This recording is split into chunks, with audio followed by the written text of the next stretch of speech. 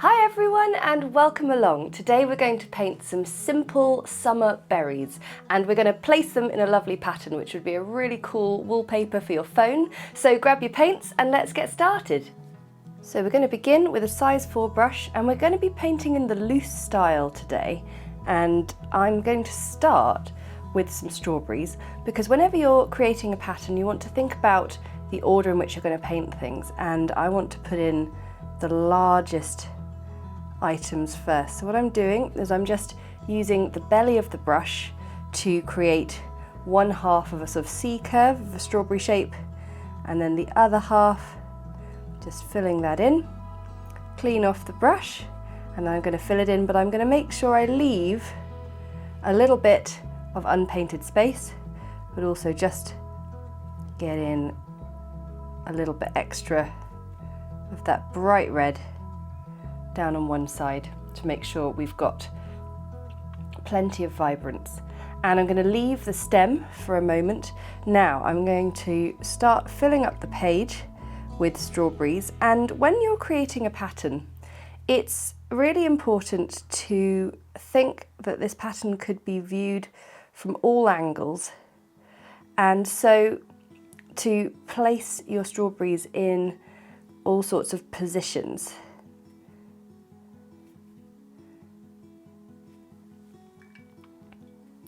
So I'm going to pop one sort of facing off in that direction. So you might want to turn the page round. It's a bit harder to get some of the angles with your brush on these, so I'm just going to cheat a little bit.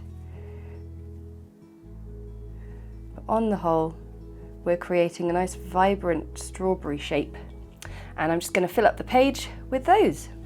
Now to add the stems, I'm using my size 2 brush and Sap Green, and whilst the strawberry is still a little bit damp, we're going to do a central stalk and then 3 or 4 little tapered lines, and I really want to get just that gentle blend. You can do a few of those, but it's very important that you don't muddy the colours, and the way in which we do that is just by doing as few brush strokes as possible and making sure that you don't get too involved with disturbing the paint. Just let it do its thing, and if it doesn't blend, that's absolutely fine too. That's just a case of how fast or slow you're painting, and you can always have a practice for next time and get your blends exactly as you want them.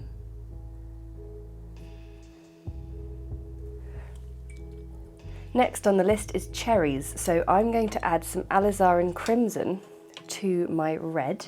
So I've got Alizarin here and mixing it in to that red mix.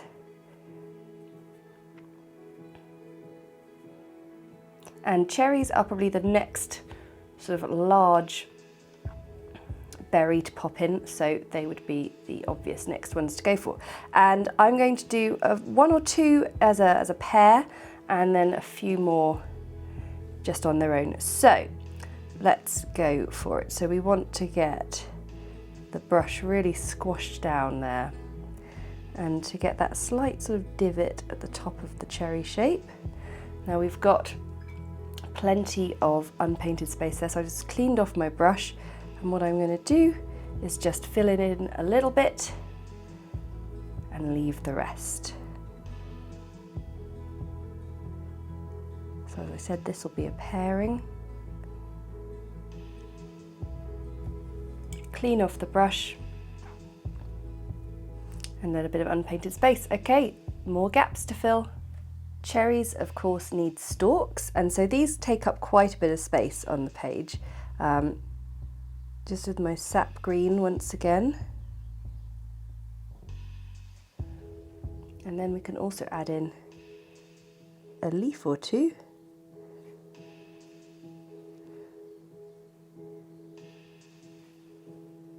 So I'm doing my leaves just with 2 mirrored curves with a slight gap of unpainted space down the middle.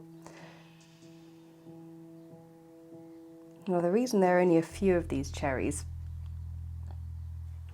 is because of the stalks, because they really do take up quite a lot of room, and then the leaves are something that need to be sort of taken into consideration too. And the good thing with whenever you're creating a sort of pattern where you're filling up a page, you can always add things towards the end, but it's harder if you fill your page. So I'm just turning it round so I can get this one in here. It's really important to keep turning your page round when you are creating a pattern, just to make sure that you're happy with how it looks from the side.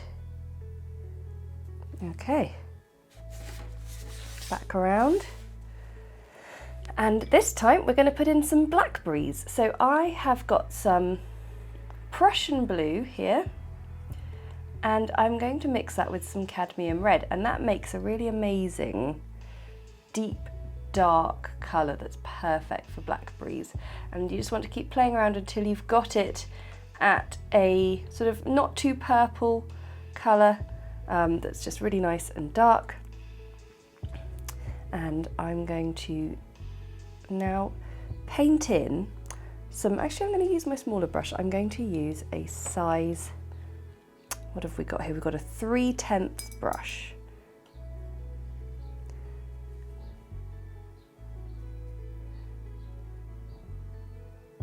And I'm going to use the belly of the brush to squish down, creating a circle that's then going to come back out and around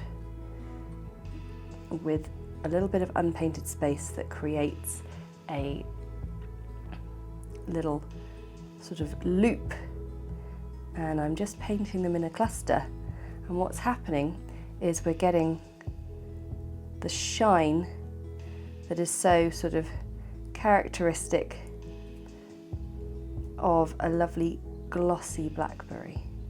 Now I have actually done a more sort of detailed study of a blackberry on a branch, which you can find in my flowers and foliage playlist. But it's funny actually, the technique is very, very similar, even though it's a much more detailed piece. And then what you could do if you really wanted is just drop in a little bit of pure black, but only a little bit.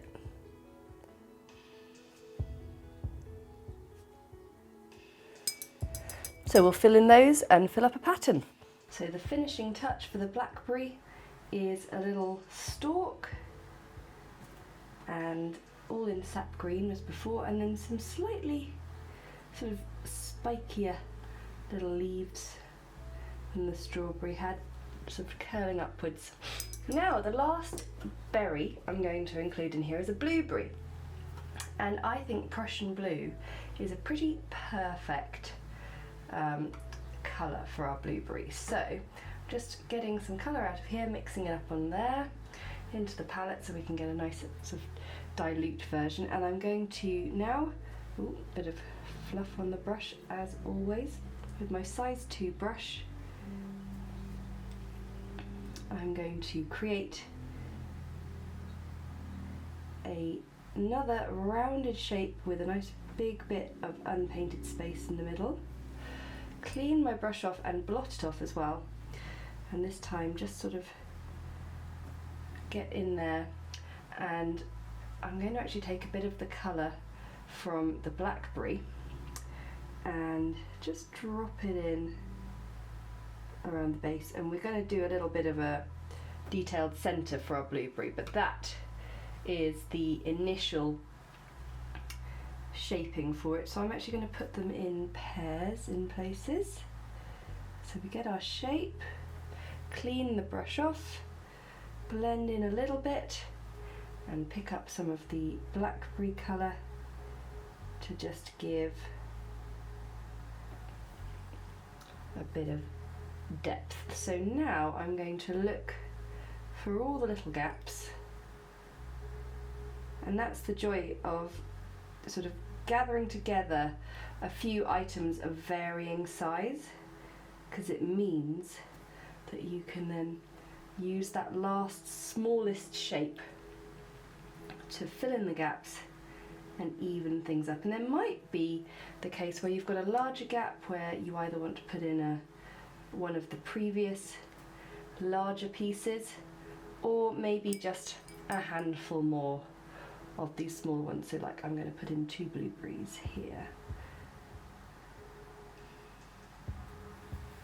And I'm going to have them facing up the other way. I'm not turning my page so much for the sake of filming, but do remember that does make your life easier. Now you may or may not have noticed that we've been using a very limited colour palette for this. We've had red, a bit of Alizarin Crimson, the Sap Green, and the sort of Prussian Blue, and then sometimes a tiny wee bit of the black, but that's a very limited palette. And that is another really effective way to get a successful pattern when things are all tied together like that. So this leads me on to the last detail. So we need to do some seeds on the strawberries and some central detail on the blueberries. Now strawberries technically have a sort of golden seed on the outside, but for the sake of a stylized pattern, I'm going to be using the sort of blue-black colour. And all I'm going to do is start sort of in the top corner and then work my way down on a diagonal,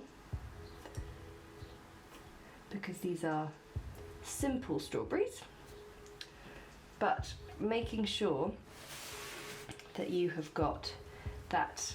I'll just move my palette up, there we go.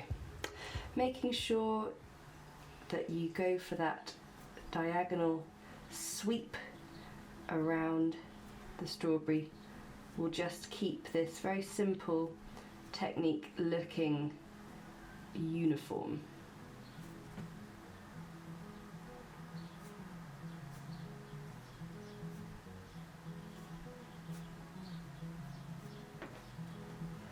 The last stage is to add a little detail to the top of the blueberry.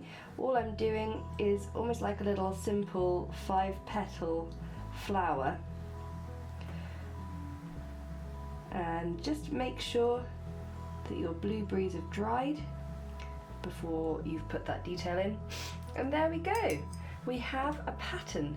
And if I just move my palette out of the way, you'll see that it works from every angle, because we've made sure to keep on thinking about rotating the piece whenever we put in a new bit. Thanks so much for watching. I really hope you enjoyed that one. I want to say a massive thank you to my patrons for their support, because that support enables me to keep creating these videos that everyone can enjoy. And if you enjoyed it, then hit the like button and comment below to let me know how you're getting on. And of course, if you subscribe, then you'll never miss another video. Until next time, bye!